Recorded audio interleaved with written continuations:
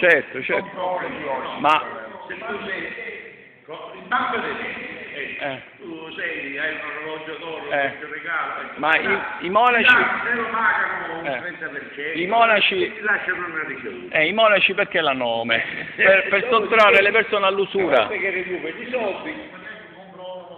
Esatto, questo problema. Questo è sempre... Perché già c'erano le banche che facevano usura, allora per sottrarre le persone, i cittadini all'usura, hanno fatto il monte. Infatti nasce con un editto del Papa, questi monti di pietà nascono con un editto del Papa proprio per contraltare all'usura.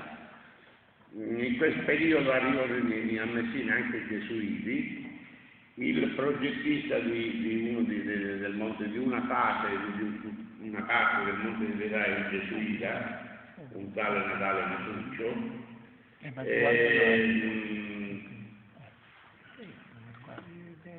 Voglio dire, accanto come riferimenti dell'architettura c'è anche un palazzo del frumento che serviva anche qua come deposito di Andrea